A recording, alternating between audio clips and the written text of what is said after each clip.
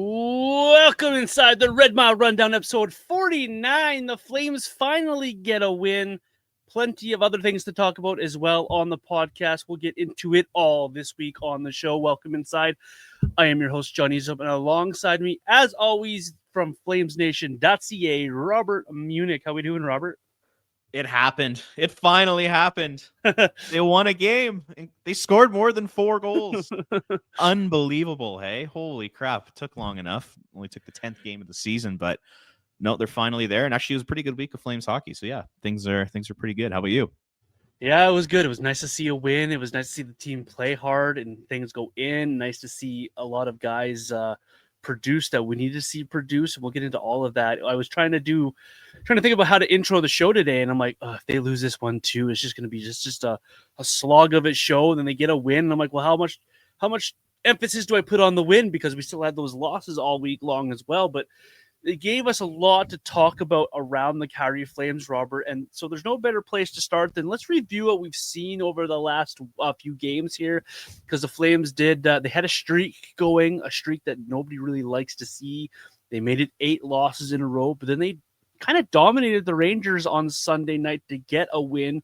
What'd you make of the week of action from the Flames and things that caught your eye here, Robert? You know what? I actually thought they played pretty good. Like if you go all the way back to Sunday's game against go back to Monday's game against the Winnipeg Jets last week, I actually thought they played really well throughout the entire week. What really ended up costing them was bad special teams, and they could not put the puck in the net. But you know, if you take a look at the numbers, you know, they had a fantastic week at 5-on-5 specifically. Like, you know, the team save percentage, Dustin Wolf led the NHL in save percentage at 5-on-5 this week. Like, he was incredible. He is completely back. You know, all that talk of, you know, like, should we be worried about Wolf and all that kind of stuff is, you know, in the garbage, as you know, it should be there. That type of conversation with Dustin Wolf should remain in the garbage. Yeah. Every goalie's going to go through their ups and downs. So to question Dustin Wolf after like 3 or 4 games of just like mediocre play, I think was silly. But anyway, he led the NHL in save percentage this week at 5-on-5. And then you take a look at shot attempts. They were 3rd in the NHL, expected goals 4, 6, scoring chances 6, and high danger chances. They were 9th. So they were in the top 10 of nearly every sort of shot metric at 5-on-5 last week. And I think it makes sense. Like the game at home against Winnipeg, like I was at that one, you know, they played well, they played hard, they took shots from all over the place. They just weren't dangerous enough.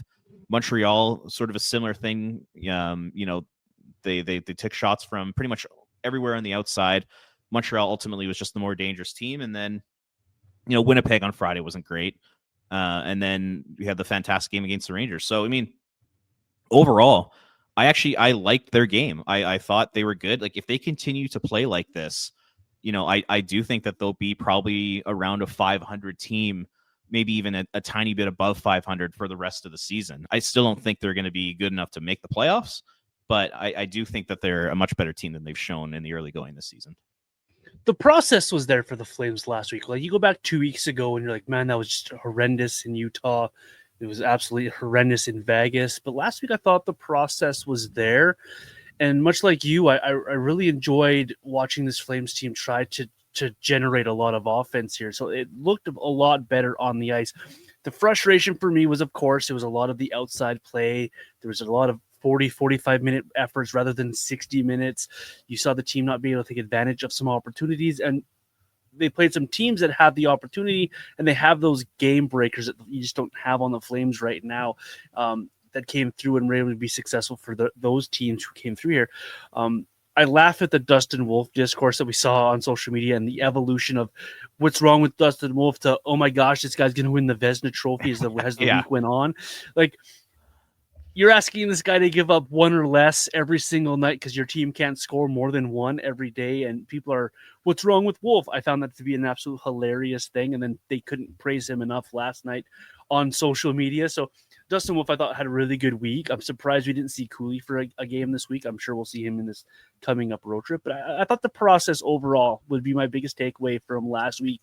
As much as the frustration of the losses piling up and the inability in the third period to get the next goal or to put a team away or to hold a lead. Much as that frustration was around last week and still is around on social media, the process for me was a lot better these last few games, and it paid off against the Rangers Sunday night. You scored 5 goals, all on Igor Shesterkin, so it wasn't an empty net goal in there anywhere. You scored a variety of different ways against the Rangers as well. And I found that last night against the Rangers, that was probably their best defensive effort of the season. And I know the bar's low there, but very good sound positionally. They took away the seams. They had active sticks defensively. Guys like even Jake Bean had a really good game last night, I thought, and guys were actually playing to the back of their hockey cards and what we come to expect from these guys. And so it's a very positive sign from the Flames. For me now, the question is, Robert, going forward, can they find that consistently? Because that's been a big problem for this team as well. And so consistency is the key here for me going forward, because I got big games coming up this week as well. Yeah, and like another thing I noticed this week was, I mean, based off like kind of the numbers I just talked about, it almost looks like they're playing like Daryl Sutter hockey right now. Like it looks like it's like very tight checking, taking shots from everywhere. Like what happened last night was, for the first time this whole season, the Flames finally got some bounces. Yep. You look at some of the goals that they scored, like the fifth goal, the Blake Coleman goal, takes like a weird bounce and kind of flutters over Shesterkin. That hasn't happened all season. Kevin Ball taking that shot from the point. The Flames have taken a million shots from the point like that this year. That one finally goes in, where all the others haven't gone in yet. So, it's like little things like that. Yegor Sharangovich, he gets that shot off from the slot. It doesn't fully beat Shesterkin, but it somehow kind of squeaks its way through to the back of the net. Those are the types of bounces this team have not been getting all season. So it was nice to kind of see the tide turn a little bit in that regard. But yeah, I do think it's interesting. It does feel like Ryan Huska, at least over the last week, he's really taken a page out of the Daryl Sutter, how to play hockey at 5-on-5, which is just a lot of shot attempts. Mm-hmm. It's a lot of get the puck on net and go hard to the net and see if you can bang something home, score ugly goals, because this team doesn't have the top end talent to make those fancy plays, to score easy goals. They can't really do that. So, Ryan Huska, I think he looked like he made an adjustment over the last week, and I think it paid off. I mean, like I said in those numbers, they were literally a top 10 team at 5-on-5. If they could just clean up their special teams a little bit and get a couple more bounces to go their way, all of a sudden they're going to be a much better team than they've shown that they are early on this year. That's a really good point. Like it felt like almost like Huska went into the room and be like, okay, guys, let's simplify this to the most simplification of we can of this game of hockey. Protect our crease and just put everything onto their crease and then crash and bang after that. And it definitely did pay off in this team. You mentioned as well that this is a tough road for the Flames, and the playoffs are still probably a long shot away. I think we saw that last night. The Flames get a really good win. You feel good morale. Then you go back and you look at the standings, Robert, and they won, but so did everybody else. And so you're still in 32nd in the league right now, even with a positive win. So to get yourself out of this hole is going to take a lot of more efforts like they had against the Rangers, and a lot more games like that for them to dig their way out of this big hole they put themselves in, because San Jose seems to have taken a step here. They're playing some really good hockey right now. You got all these teams around them that are picking up these points, and so you're trying to dig yourself out of a hole. You have a really good game and you're still in 32nd. It just speaks to how important it is to get off to good starts in the season and to not put yourself behind the 8 ball like they did. So nice that they broke the slide, the 8-game slide, because that was a slog, and they get back into the win column here. So sitting at 2-7-1 through the first 10 games played, that's 5 points on the season for 32nd overall, but very positive signs coming from the Flames here. Let's talk about, you mentioned Huska. I just want to add on top jump of that in there quickly. The other issue that they're running into is that other teams around them have taken that step forward, like you just mentioned, and like a couple of them, Utah, they're 8-2 out of the gate. I don't think we really expected that. The Seattle Kraken are 5-2-2 to start the season. Didn't expect that one. Definitely not. Anaheim has had a decent start. They've only played 8 games, but they're 4-3-1. They've been decent. And then the other thing too is that there's been some really good teams that have also got off to bad starts. Like I take a look at the Edmonton Oilers, 4-4-2. You know that they're going to be way better. St. Louis is going to be better. Minnesota is going to be better. So it's not only do you have teams that have taken a step forward in the Western Conference, but you also have really good teams that have got off to bad starts that are the types of teams that can climb themselves out of the hole they're in. It puts Calgary behind the 8 ball even more than they already are. And like another team, I'm just seeing Chicago. Chicago's off to a really good start. Could they take a step and be a 500 team? Like everyone's getting better around them, or some of the good teams that got off to bad starts, they're going to take a step forward. How do the Flames climb themselves out of the hole with all that in mind? It's pretty interesting. Yeah, it's a lot. And you're seeing a lot of 3-point games early this season. Like last night, Edmonton, Vancouver went to overtime. In division, you're seeing these teams pick up these extra points. So it's a lot on the table here. So that start really put the Flames behind the 8 ball, and now they have a huge hole to dig out of. You mentioned the adjustments by Ryan Huska a little bit and what you saw from the playing style of the Flames. And we both agree that we like what we saw from the Rangers last night. He also made some interesting lineup decisions this last week. He sat Sharon Govich earlier in the month. He sat Coronado on Sunday. What do you make of him and his decisions here with his lineup? He's not hesitant, it looks like, to sit guys, and important guys at that. Yeah, it seems like because of the start to the season that he's just looking for answers, and he hasn't really been able to find any yet. The one part of the lineup that is actually playing really well lately, and it seems like they've gotten some continuity, is on defense. So you got Ball and Anderson. Like, it seems like they're never going to be split apart. But all of a sudden, Mackenzie Weegar and Jake Bean have put together some really solid games together. Like, yeah, they look good. They do look good. And I'm kind of surprised by that, because I know heading into the year, I know like you and I and a lot of other Flames fans out there were not sold that Jake Bean is an everyday NHL player. But over the last week here, he's stepped up and he's played some really good hockey with Mackenzie Weegar. And then you got Hanley and Appreicate who have looked pretty decent together. So it seems like Huska's found continuity there. The forward lines are a mess right now. They're all over the map. He scratches Matt Coronado on Sunday, which I thought made no sense. I get it in the grand scheme of things. It's one game. Who cares? It's just going to be a quick reset for Coronado, and he'll be back in the lineup against Toronto tonight. But just like, why are you scratching Matt Coronado? Like, what's that all about? And that was kind of bizarre. Moving Frost to the wing is an interesting move.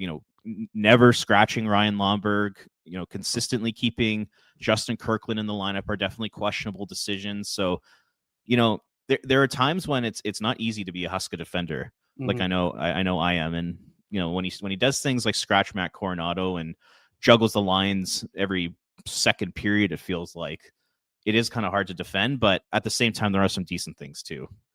I'm going to jump in there, and I'm like you. I like to try to defend Ryan Huska here. And so what I did when I saw the Matt Coronado news is it did catch me off guard a little bit, because you want the young players playing. You want to try to get his confidence.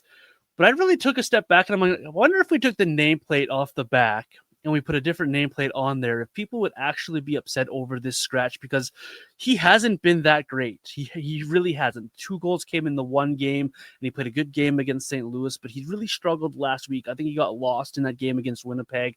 And so I think a reset for Matt Coronado actually was a smart move by Ryan Huska.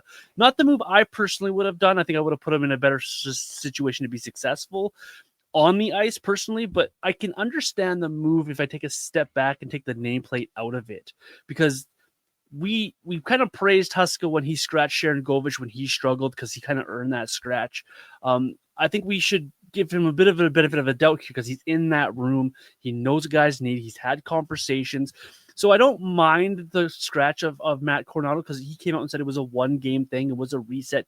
He'll be back in there against Toronto, and I think we expect to see a very revitalized Matt Coronado, motivated Matt Coronado. And so I don't think you can always go down that well with some players, but I think a one-off. I think we saw that happen with Matthew Tkachuk when he was a young player. We saw it with Johnny Gaudreau when he was a young player.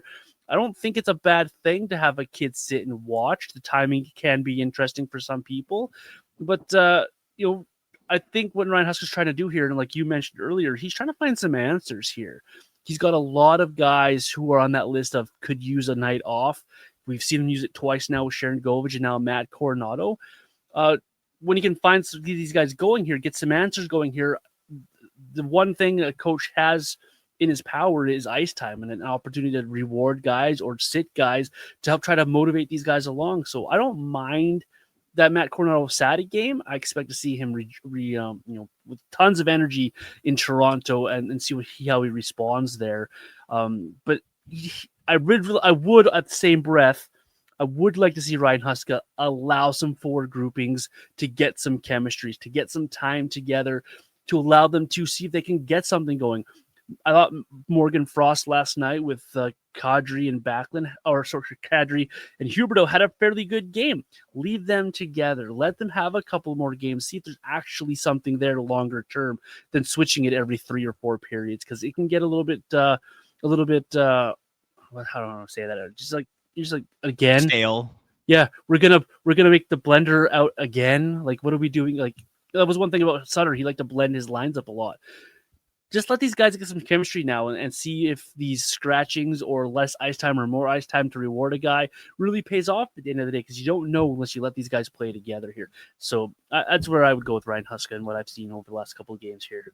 Yeah, and like the discourse online is a little overblown. Like I see so many people out there that are like, fire Huska. Why'd you give him that extension?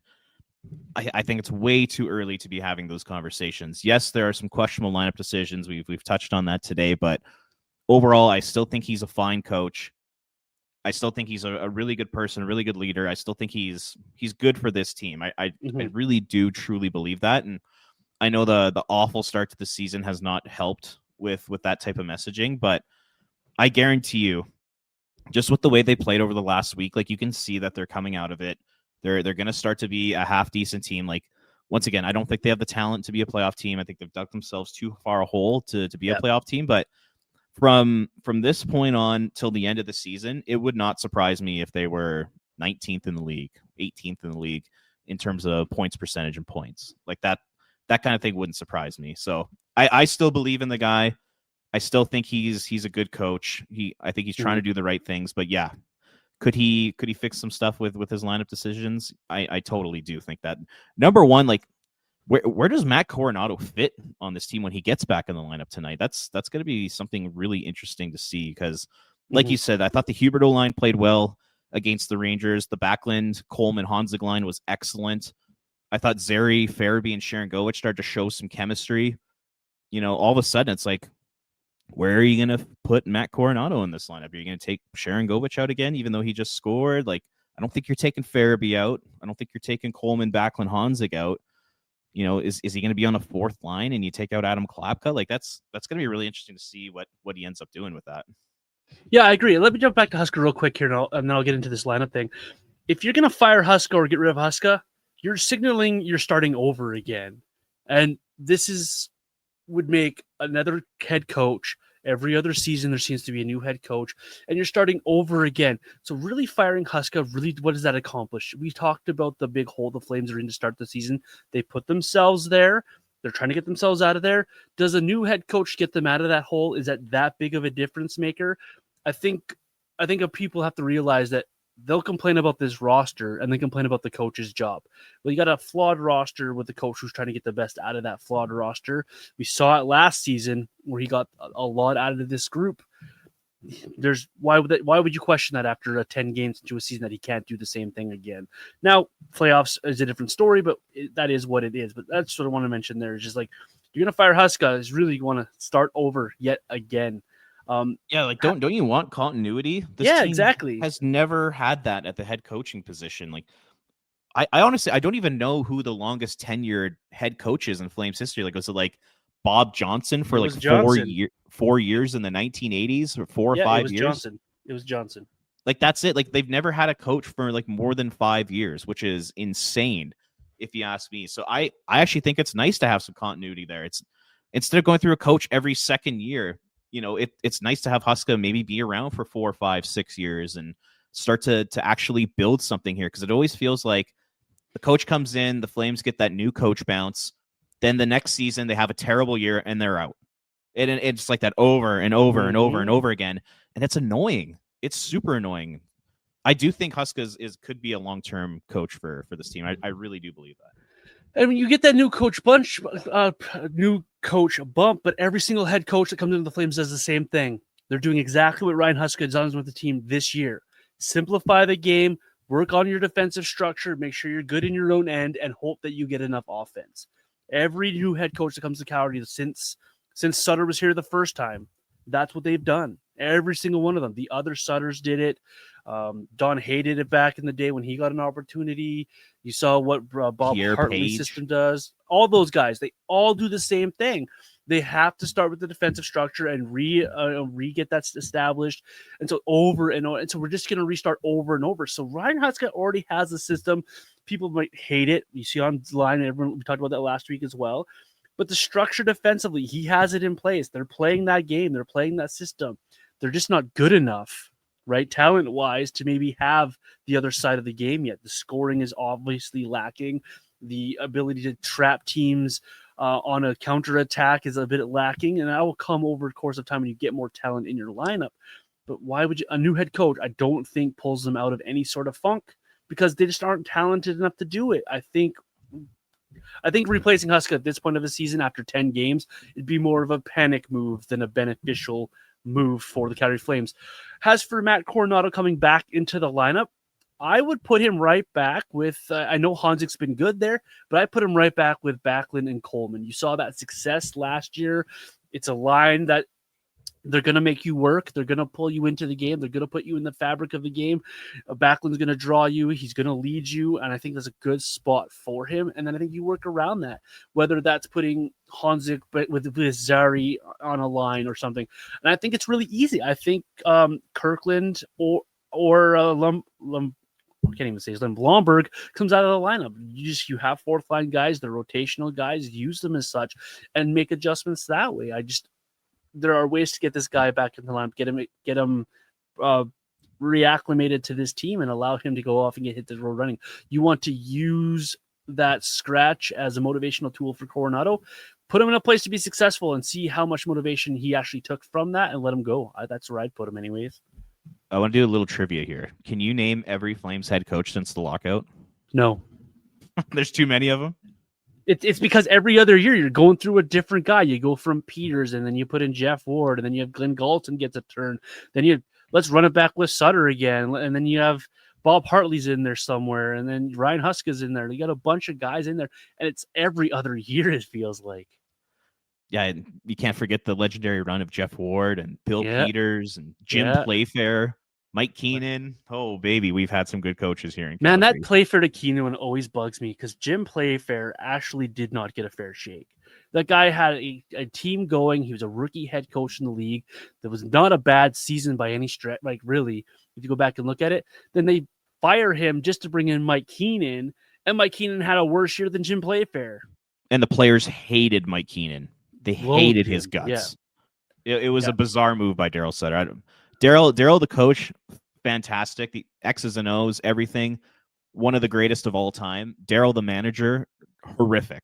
Yeah. Really could not have had a worse run as general manager back in the day. He hired Keenan to get him in the playoffs, and he hired Keenan, I think, based on the name only. Oh, for sure. Mike Keenan hasn't been a good head coach in decades in the National Hockey League, and he gets in here and he's all like, and I think Jim Playfair had that team going in a direction that you come back a second year, the message is the same.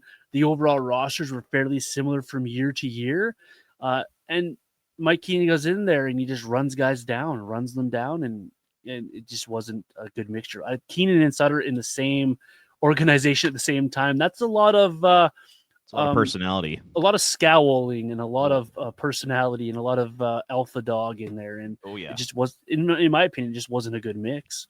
Well, I know like Robin Regeer's come out publicly and said how much he hated playing for Mike Keenan. Like I know there was always rumors that Jerome despised playing for Keenan. Like I think after Keenan's last season in Calgary, he had essentially told the Flames it's either me or Keenan. You know, like that's how bad it got with that guy. So kind of interesting. It's just not great. Yeah, not great. So stop hiring all these other head coaches. Yes. Let a coach get in here. And does Ryan Huska ultimately lead the Flames where they need to go? I don't know. I really don't know. But given the small sample size, this guy squeezed so much out of the sponge last year from this group that you have to give him the benefit. I think you have to give him the benefit of the doubt here. Who had the Flames as a clear playoff team last year? A lot of people that I saw were picking that team to finish 5th, 6th in the division, and they finished with a tiebreaker to miss the playoffs. So I think you got to give Ryan a little bit of leeway here. 10 games, it has been a struggle. It's not been pretty from a lot of guys, but I put a lot of that blame on the players. Kadri started slow. He wasn't great till the last couple of games. You missed Huberdeau for a few games. You had a lot of guys struggling. Sharon Govich was terrible at the beginning of the year. Everyone was struggling. Yeah. There wasn't one guy that was playing to expectations. They were all bad. Yeah, it was awful. Maybe outside Kevin Ball. Farabee couldn't score a goal. Frost went invisible. Coronado wasn't scoring goals. Sharon Govich needed to be scratched. Your fourth line was the best line for a handful of games to start this year, and that's not a good thing when Ryan Lomberg and Klapka are providing you with your most exciting offensive explosion side of the games. The defense up until, I would say, 2 games ago was just dreadful. They were dreadful to start this year. We talked, 2 podcasts ago about how bad Hanley had been, and Weir had some really awful errors, and Anderson was on the minus already, and Kevin Ball didn't look like Kevin Ball, and now we're praising these guys a little bit for their turnaround here. So you had a slow start. Yes, some of that's on the coach, but the players have to wear a fair bit of that as well, because it's just Ryan Huska is not going to be the one scoring the goals. He can only give you the message, and he can only give you the game plan so far, and these players have to take it to the next level. So we saw when these guys are engaged a little more. Kadri has looked really, really good the last 3 or 4 games, and he was tremendous against the Rangers. I think Huberdeau's picked his game up. I really like what I saw from Zary and Sharon Govich against the Rangers as well. Probably easily their best games of the year, and you saw that from a lot of different guys. When they're engaged and when they're performing, no one's questioning Ryan Huska. Now the question is, well, Ryan Huska has a winning lineup. Does he put Coronado back in? That's the discourse I've heard from a couple of podcasts this morning that I've listened to already. A couple of shows this week already I've listened to. The discourse went from why is he scratching Coronado to, well, how do you put Coronado back into a winning lineup? That's the mental gymnastics some people are putting themselves through over the Flames right now. Just simplify things. Let Ryan Huska do his job and put some pressure on these players. Start to perform, because we needed to perform for this way. So yeah, and just to tie a bow on the Huska conversation, yeah, I could almost guarantee what's going to happen is he's going to stick around for the next 2, maybe 3 years. He'll be that coach that he's going to be there through the transition from going where they are now through the little bit of a rebuild, and then once the team kind of needs to take that next step, whether that's the 27-28 or 28-29 season, whatever it is, I think that's when the Flames will probably make a coaching change and look for somebody to take them to the next level. That's kind of how I see it playing out with Huska. I don't see him going anywhere within the next 2 or 3 years. Yeah, that seems like the game plan of a lot of teams that are trying to build, right? We saw the Anaheim Ducks just do that. They had a couple of guys, and now they have Coach Q in there. They seem to have taken a step. So, yeah, I definitely can see it that way. That leads us to the Craig Conroy conversation, because 10 games in, you've only got the 5 points. How does Craig Conroy approach the rest of this season? We have a lot of trade talk right now, and if fans had it their way, there's a chunk of this fan base that would have 6 guys traded out by tomorrow. Where do you sit here, Robert, with how Craig Conroy should approach the rest of the season, and if or when should he start making all these moves? Get the for sale sign out, get your hammer out, and smack that thing into the grass outside the Saddle Dome. I put a big for sale sign out there. Almost anybody on this roster is available for trade. For me, if you go through the roster, these are the guys who I would be open to moving. Kadri, Anderson, Coleman, Frost, Farabee, Sharon Govich, Lomberg, Kirkland, Bean, Hanley, Pahal. It's almost easier to list people you wouldn't trade. Totally. If you're a younger player, you're not going anywhere. If you're a guy who's signed long-term, you're not really going anywhere. But the guys or if you're the captain, Michael Backlund, you're not going anywhere. But the guys I mentioned, if I'm Craig Conroy, I reach out to every single general manager this week, and I tell them every single one of these players are on the trade block. Here is my price for each one of them. And if you meet that price or exceed that price, then we can find a way to make a deal between now and the trade deadline. If you don't meet that price, then we probably won't move on from them. That's kind of how I see it playing out, because this group of players, they've been together since the 2022-23 season. They've almost made it that year. Then they had a bad year in 23-24. They almost made it last year. They're off to a bad start this year. This team is not good enough to make the playoffs They've shown that over the last 3-4 seasons. They're also not good enough. Like, even if they do miraculously come out of this hole that they've dug for themselves, they come out and make the playoffs somehow, which I don't see happening. But if they do, they don't stand a chance in the playoffs. So it's just like, what are we doing here? Like, why are we holding on to so many of these guys? It doesn't make sense. So if I'm Conroy, all these guys are for sale. And the big one for me is like, there's way too many mediocre sort of bottom 9 forwards on this team, maybe even bottom 6. Like, there's like a sea of Joel Farabees right now. there's just like, there's way too many of them. And you'd like to see guys like Roy Cairns and Matt Vagridden, maybe even a guy like William Stromgren, Sam Morton. You want to see those types of players get opportunities, but there's literally nowhere in the roster right now for them to play. Mm-hmm. The forward group is just so jammed. Like we were just talking about it with Matt Coronado. Like, where are you going to put him in the lineup when he comes back after being a healthy scratch? There's too many forwards. They need to make a couple moves here. And like I said, in that forward group, whether it's Kadri, Coleman, Frost, Farabee, Sharangovich, I don't know if anyone's going to take Sharangovich, but those are the types of players they need to move out. I'd even throw maybe Pospisil in that group. I know they just signed him. Is he totally necessary? Has Adam Klapka kind of taken over for him in that role that he plays? So yeah, if I'm Conroy, it's like everyone's for sale. Like this is a fire sale. This is a rebuild. I want to get as many prospects and picks as possible, particularly draft picks, because I think that's like the greatest currency in the NHL, because you can use them in trades or you can use them in the draft, which the Flames have crushed the last 2 years. So sell 100%. Sell all these guys. I'm all for it. The approach to the season was to be 1 point better, be 97 points. To get to 97 points, I'm not even going to do the math. I didn't even do the math, but you've heard the numbers from a lot of different places. Yeah, you got to play at like a 640 winning percentage. Yes, like ridiculous level. Top 5 team in the NHL. Just to make the wild card. Let's put that in perspective. That's to be 8th, right? That's for the right to play what looks like a buzzsaw in Vegas or a buzzsaw in Colorado. Like, so you want to play that level of hockey for the rest of the year to have an opportunity to be swept in round 1, to do the Daryl Sutter thing, to waste your 8 days. So I think Craig Conroy is smart enough to realize I don't think they're getting to 97 points. I don't think they're going to make the playoffs.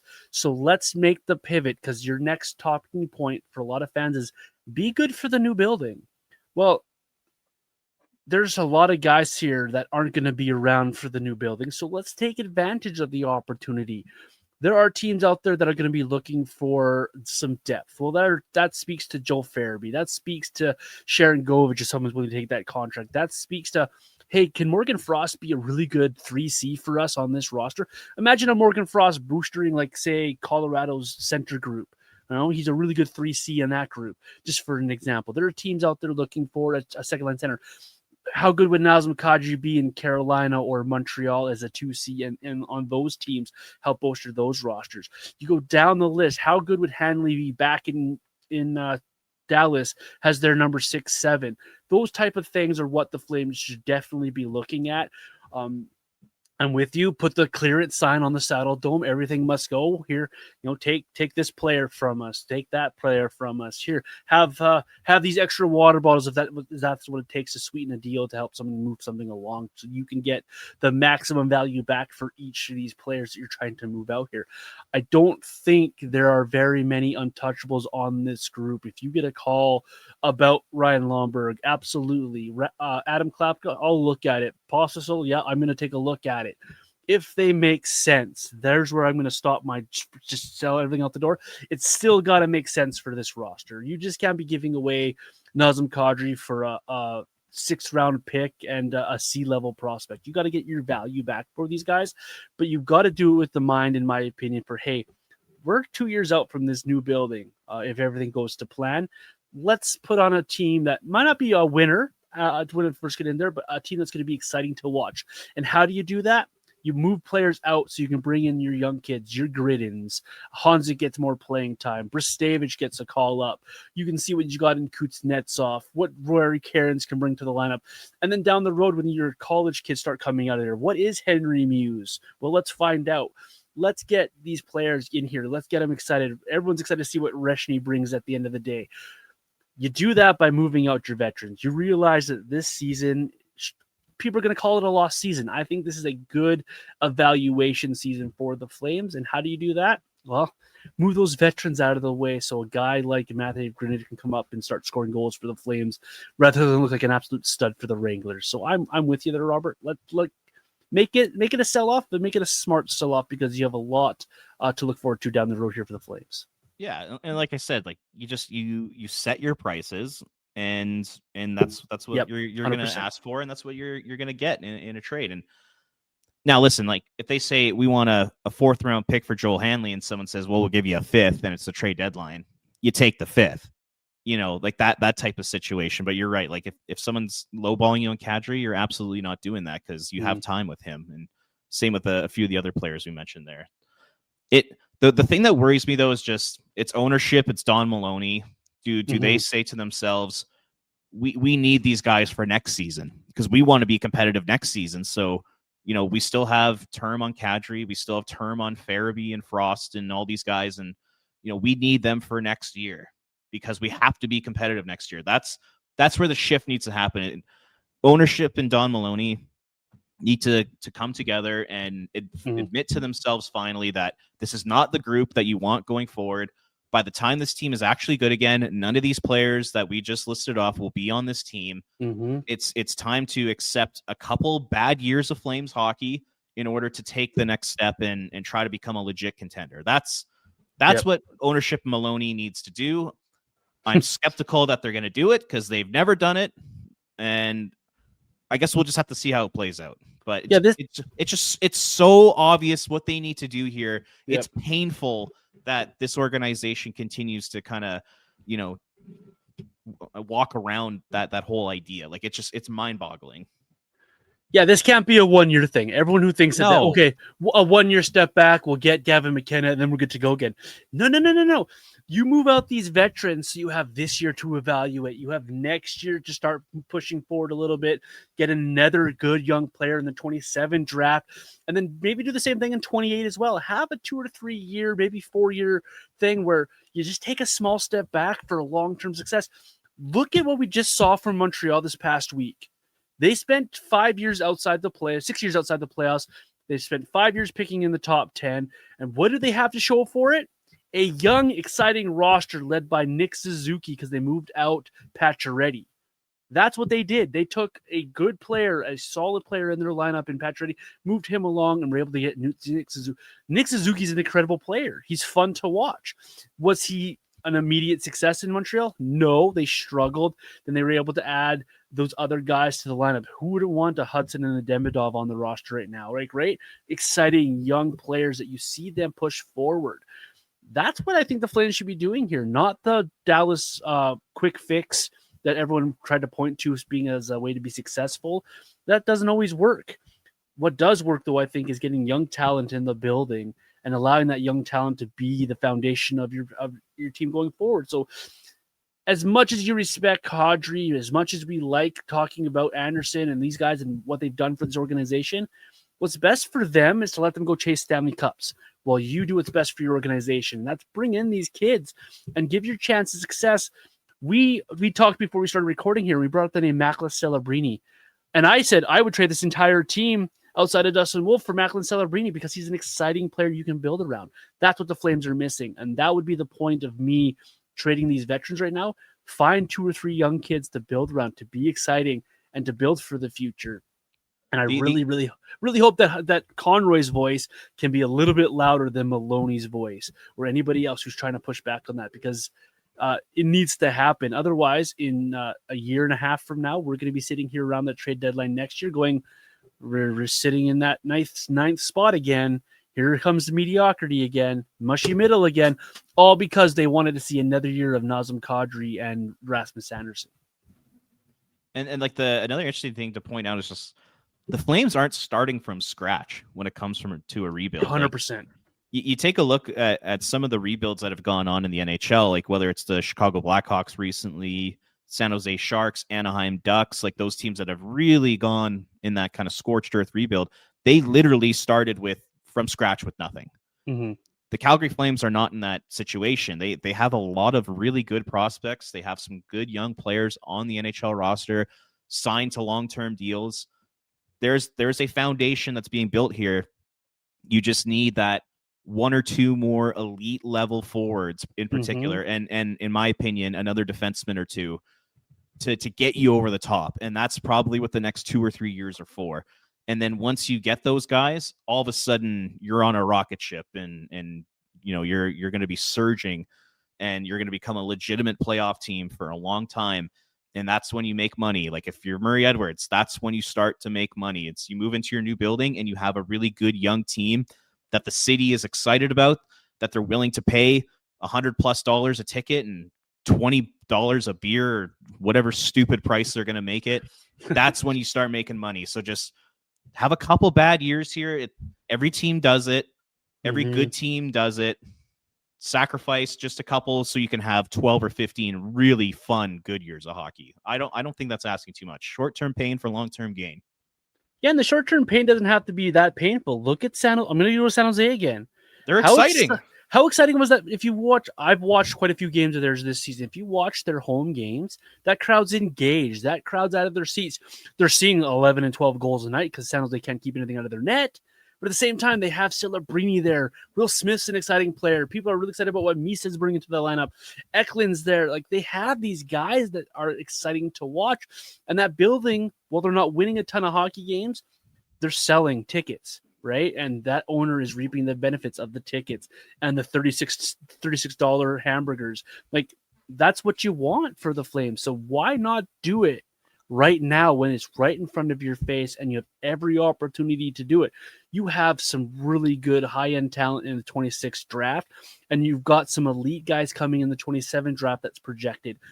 2 years, I don't think is a lot to ask for fans either, right? A lot of fans, if you ask them, in 3 seasons, the Flames are going to be this exciting young team to watch. Will you take the pain? I think you'll get a lot of yeses in there because people will understand what you're doing. And this is a hockey market. These fans are absolutely crazy. You watch social media and you watch people, are very passionate about their team. I think they'd get behind this because that's what they want to see. They don't want to see mediocrity anymore. As much as we like those players over 3, like I'm a big Backlund fan. I like Coleman. I do like what Kadri brings to the Flames lineup. But do I really want to see a 36-year-old Nazem Kadri and an aging Backlund, or do I want to see a young, say we do get Gavin McKenna and a Landon DuPont down the road? Those are exciting players, and that's what you want to watch. All due respect to these older veterans, let them go cup chase while you actually build a foundation here. I hope we get something a little bit different from this Flames group, because I'm with you, Robert. I do see next year the mandate again is back to the playoffs. And it's a re-signing of Rasmus Anderson. It's Nazem Kadri still kicking around. Blake Coleman's around here still. They go to the free agency market and they find themselves another defenseman to add to the group rather than allow their young kids to come up and play. I can see that happening because that's what we've seen in the past. So I hope I'm wrong here, and I hope we see it. I hope we just see the Flames do it properly. A couple years of pain, man. That's all we're asking. And a reason why I think you and I are concerned about the idea of the Flames wanting to be competitive again next season is because we heard it from John Bean, 2 or 3 years ago, when he said, I'm not allowed to say the word rebuild. Yep. That says it all right there. The president of the team, he's not allowed to say the word rebuild. So Don Maloney's in the exact same position. You know that Robert Hayes is in the exact same position. Ownership will not let this team fully rebuild. And like you heard it from John Bean's mouth. Like he said it. I'm not allowed to say rebuild. So that's why it's a little concerning from an ownership perspective that they're not going to be willing to, tank for a couple years here and get those type of prospects the Flames are going to need. That's the one thing that concerns me. I genuinely believe Conroy knows that this is the right way to go about things. Mm-hmm. Will he be allowed to go about it that way? And we don't know because ownership never talks, and which I think is a little ridiculous. Like they're like the boogeyman. Like you hear about them all the time. You never see them. I would like to hear more from the business side of the Flames because I think that would reassure fans a little bit more. Yeah, that'll never happen. It'll never happen. how you judge the future behavior of this owner is to go to the past. Totally. What did we see after the 2015 season? Oh, well, let's double down here. And then you get those stupid contracts to Bolig and Brower and so on and so forth. And then when Gaudreau and Kachuk said they wanted to move on, what did the Flames do instead of okay, let's reset here? Bring in Huberdeau and Weegar. I love both those guys, so don't get me wrong. But it was a move for veteran players rather than going the other direction. So we've seen it over and over. The Flames are presented with an opportunity to go, okay, we need to reset here because that's what the roster is dictating to us, what the league is kind of showing us as we're playing these games. Instead, it's, okay, which veterans can we go out and sign here? Troy Brouwer should never have gotten that money that he did from anybody in the league. Yet the Flames ponied right on up, gave him that extra year as well so we could get that contract. We've seen James it Neal. over, and James Neal's a really good one. You know, I don't want to be negative Nancy over here and be like, no, I don't see it happening, because you're not being negative. You're just telling the truth. This is the reality. It's what we've seen. It's what we've seen since 2004 is the Flames always going back to the well and bringing in the aging veterans. When you have these kids, you cannot tell me if you took Blake Coleman on a lot of put Gridden in that there would be this big uproar because we put a young kid in the lineup. I don't think we'd see that ever. But what we've seen is, Matt McGridden, you're going to spend next year in the American Hockey League because we have to get Blake Coleman to play 25 minutes a night or whatever it is that he plays. We've seen it over and over and over. So the opportunity here is for Conroy. I hope his voice can be loud enough that he overrides a few people in that office and he just tells Murray Edwards, no. We have to do this. Otherwise, this team is who wants to watch mediocrity in 3 years? Because I certainly don't. Murray Edwards does. Apparently, because he likes that year loves it. to year. I've mentioned it more than once. I firmly believe that guy only works year to year and he doesn't look down the road. And it confuses me because that's not how business works. And he's a smart businessman. He knows what he knows what his businesses are going to be doing in 5 years, the projections, what he'd like to see in growth, and how to get and achieve those goals. He's smart. That's why he's a billionaire. But hockey-wise, I don't think he gets it. I just really don't think he gets it, and it's painful. It's totally bizarre. I remember I was at a event that we ran like at the business school I was at in Victoria, and you remember Brett Wilson? Yep, the entrepreneur or whatever. Yep. So he came and spoke to our business program, and I remember going up to him after, and I asked him about Murray Edwards because I know that him and Murray are tight. Because I literally don't know anything about Murray Edwards. Nobody knows anything about Murray Edwards. So I was just curious, and I went up to him. I was just like, hey, I'm just curious, what is Murray Edwards like? And he told me that he is by far and away the smartest person that he has ever come across.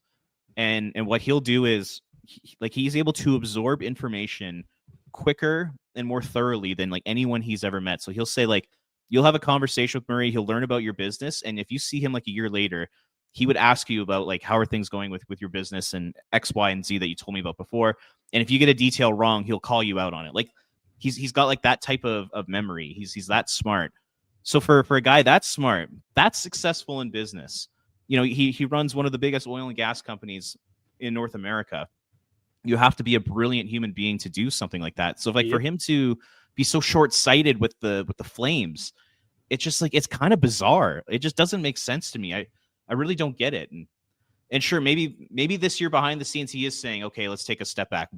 We don't know, but just like you said, based off of his history, it's very likely that he's not saying that. So it's a very strange situation. I really would appreciate if that guy were to step up and to actually speak to the media once a year. I think that's all we're asking for. Even the president of the team, Robert Hayes, speak to the fans like a legit media interview. Speak to him once a year, once or twice a year. I think that's all fans are really asking for. Yeah, 100%. It's not that hard either. No. It's frustrating because it's been multiple general managers and multiple head coaches do the same thing over and over and over again. And hopefully one of these days, that Murray Edwards that lets them actually do what we want.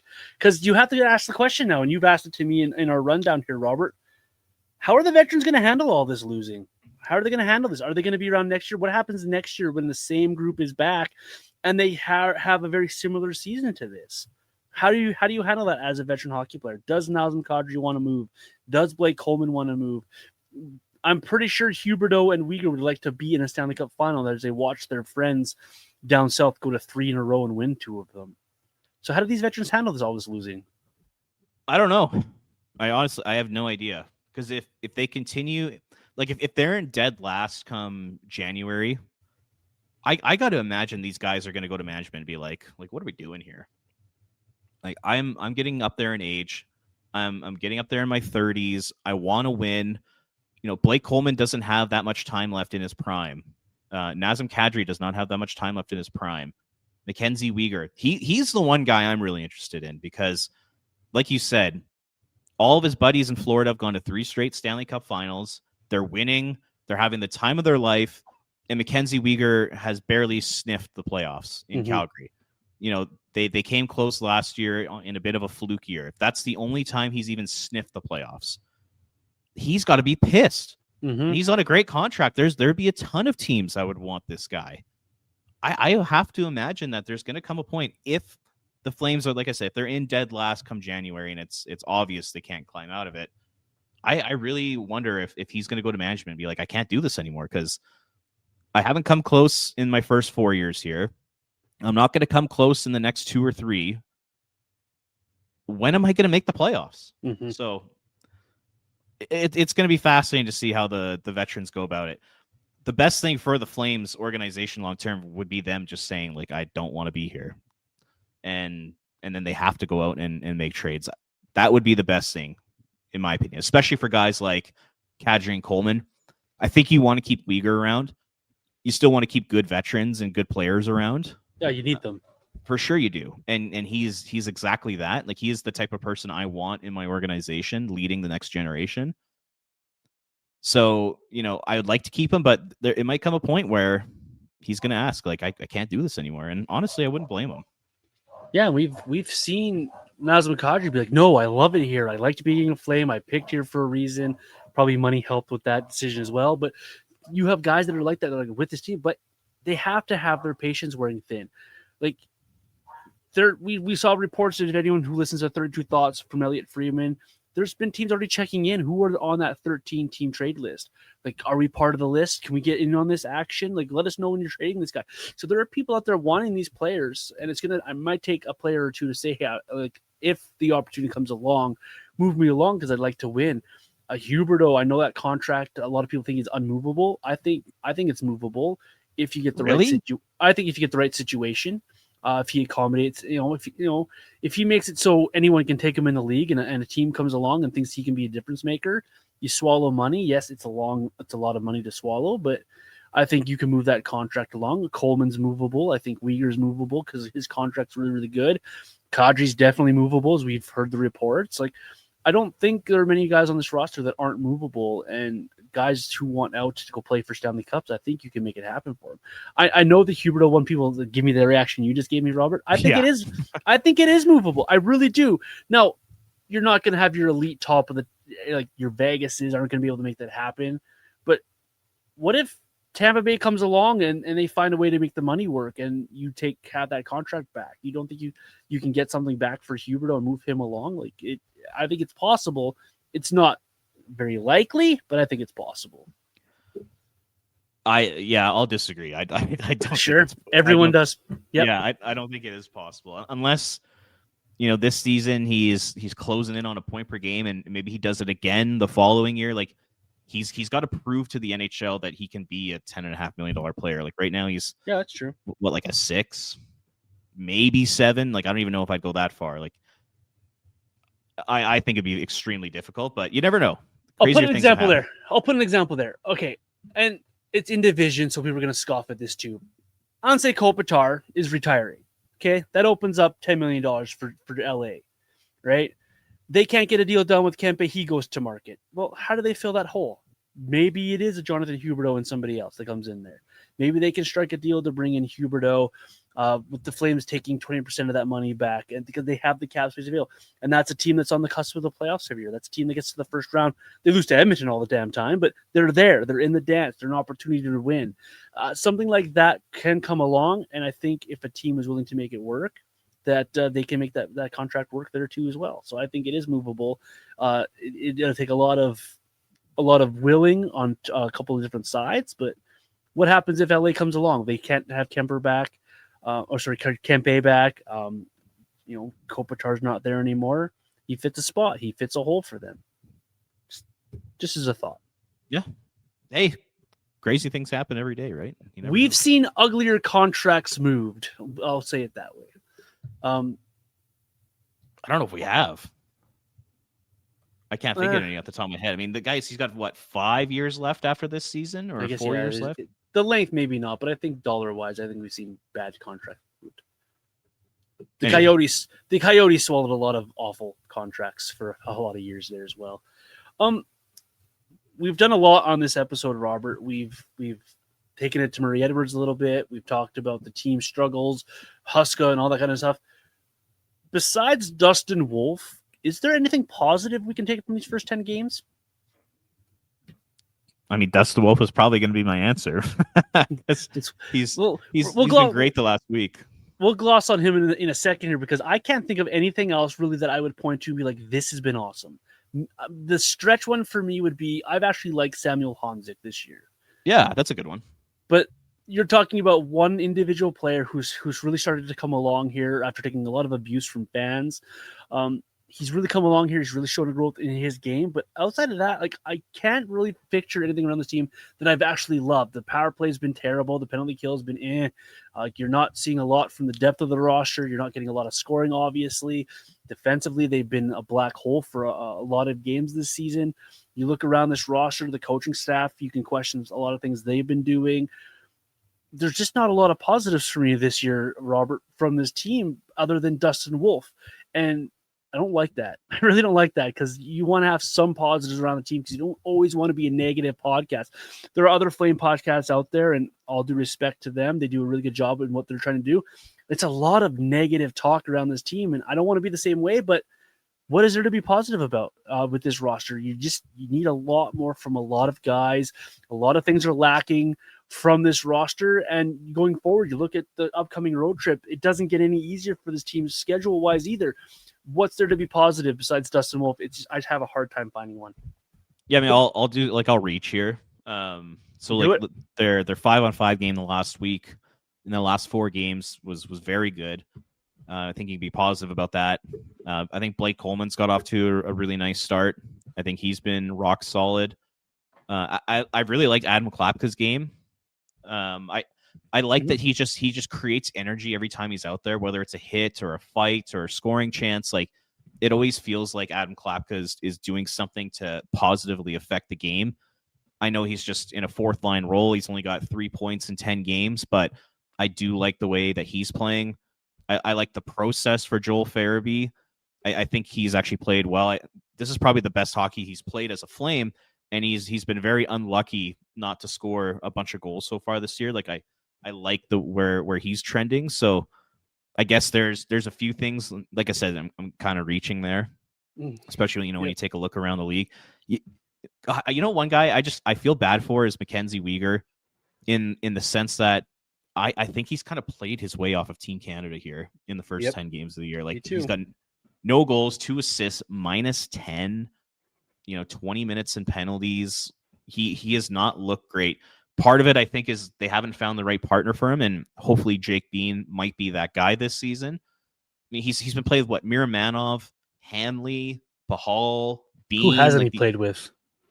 All these guys are waiver type of players.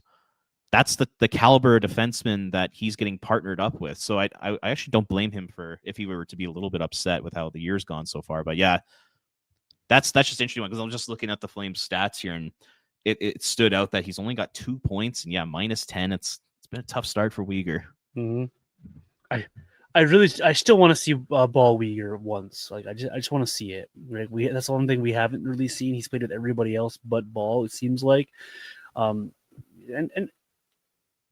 Weegar's better than what he's showing, right? For sure. When you're playing with a different guy every 3 games, and you've got to adjust your game because it's a different style of defenseman coming to play with you, it can take a lot from you. And unfortunately for him, I think between his play and what he's been asked to do for the Flames this year, I don't think he's anywhere close to the Team Canada conversation anymore. No. And that sucks because I wanted to see him there. He would have been a perfect 6-7 for that roster. Right? He provides that right shot that we don't have a lot of on Team Canada. He provides a lot of intensity in the locker room. He's a great guy, good teammate. People love him. And what he provides on ice can be very valuable if he's playing the right way. So it's unfortunate for him. So even when we find a positive, Robert, it comes back to it's just not good enough. It's just not good enough. It doesn't get any easier in Toronto or Ottawa. Ottawa will work the tails off. They'll make you work. So if you're not ready for that game, they'll run you out of the building. What are your expectations? The Flames struggle in those two barns too, and they do. I was just about to go there. What do you expect from the Flames on the road in those two barns who have not treated them very kindly the last couple of years? Like, what do you expect this week? If there was a time for this team to turn things around, it is over the next couple weeks here, because Toronto is not playing good right now. The sky is falling there. People are not happy with how their season started. Ottawa has not got off to a great start. They allow 1 million goals. And then all of a sudden, starting in November, you got Nashville, terrible. Philadelphia, terrible. Columbus, mediocre. Chicago, Minnesota, St. Louis, both off the terrible starts, and San Jose, who's right there at the bottom with the Flames. That's what? 6, 7, that's 9 games where you're playing against inferior opponents, or you're playing against weaker opponents. If they're going to get out of this mess here, it's going to have to be over this stretch of hockey. Even look beyond that, they got a game against Winnipeg, but then they go to Chicago and Buffalo.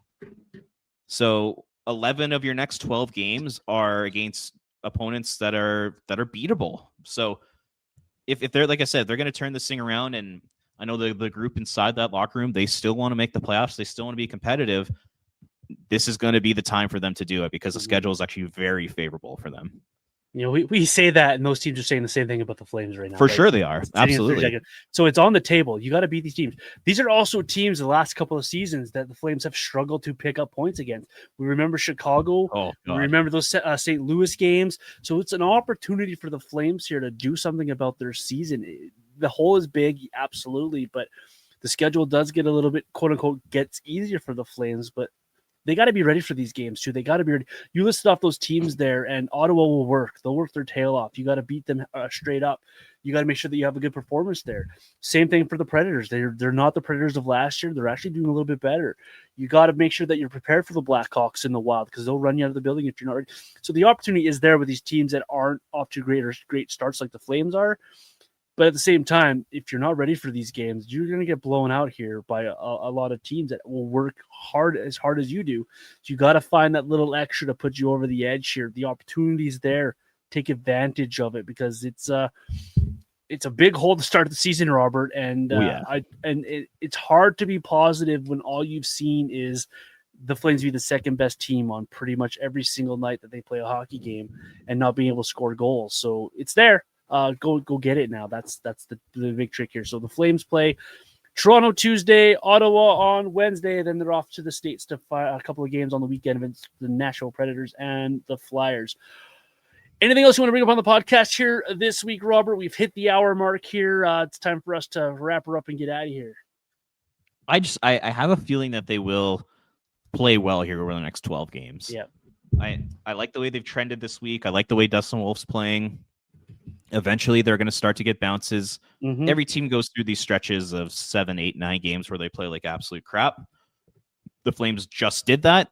I think they're going to kind of come out of it a little bit. It wouldn't surprise me if over their next 12 games, they pick up like 7 or 8 wins.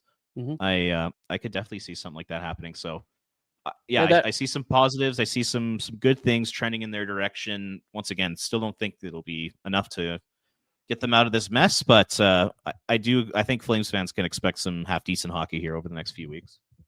Yeah, that Rangers game really gave a lot of people some good vibes, and I think that was much needed for this roster. Heading onto that road trip, I think they have a chance now to bond over the next 4 games on the road, and be away from home for a week. That isn't always the best, but you have an opportunity in front of you here, so that's really good. Yeah, they'll have a night out in Nashville. Yeah, which will be probably fun. They'll probably have a night out in Toronto. Like some good towns for them to get out and have some drinks and bond and all that kind of good stuff. Yeah, get silly with one another outside the rink and allow yourselves to really feel for your line mates, your teammates, and go play for one another and just relax a little bit as well. I think this win will help them relax on the plane ride out there and help them relax as they try to approach these next couple of games. Robert, what's coming up from you on flamesnation.ca this week that the folks can be looking for, and where can they find you and your work? Yeah, I'll be. I'm starting like a weekly, sort of like a week in review, a weekly notebook style article. So that should be out on Monday at some point or early Tuesday. So yeah, look for that, and then I'll be on Afterburner on Tuesday night after the Leafs game. I think I'll be on with Cammy, I believe. So that'll be a lot of fun. So yeah, lots of good stuff going on. Follow Robert at Ring of Fire CGY across social media. I am Vintage Johnny across social media as well. And of course, the show Red Mile Rundown. We appreciate your likes, subscriptions, and telling of your friends about the podcast as we keep trying to grow this thing into something being awesome and fun. Appreciate you. Enjoy the hockey this week, and hopefully the Flames can pick up a few more points and make it a little bit more exciting for us to watch. Until next week, we'll see ya. Enjoy.